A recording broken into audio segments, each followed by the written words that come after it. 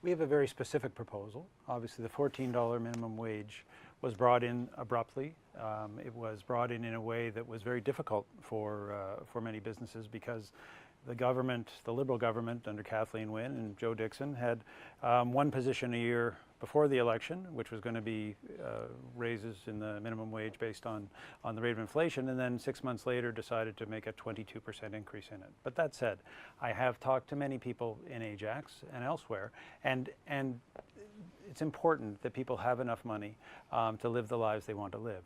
But the next dollar, what we've said is that instead of putting that on employers, because when we put that on employers this time, it cost people jobs. It cost people with part-time jobs hours, so they're not getting as much money in some cases as they used to. But what we're going to do is eliminate tax, income tax, on those who are making minimum wage. So put it on the government. We think it is a noble objective to try to make sure that people who are living on minimum wage, which is tough, which is really tough, but make sure that it is easier for them. But we're going to do that instead of on the backs of employers who've already had to absorb this significant increase, over 20%, but make government handle that by eliminating income tax for those individuals. That's our proposal, that's our specific plan, and it's been very well received when I've spoken to people at the doors.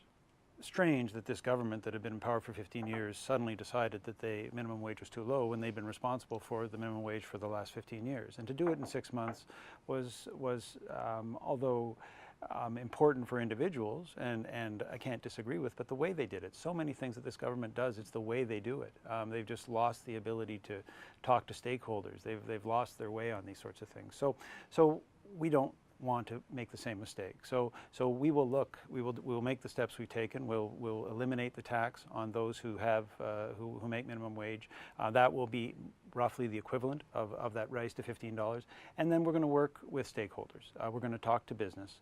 Many of the business people I've talked to they agree with some of the changes that need to be made. Some they disagree with, but they agree with them, but we can't just drop them on them. So this is the kind of proposal we'll talk with them, we'll sort something out, and then we'll be consistent. Because as you know, business people and individuals in their family lives like to know what's going to be coming. And so things like a regular increase against the cost of living would be an important option.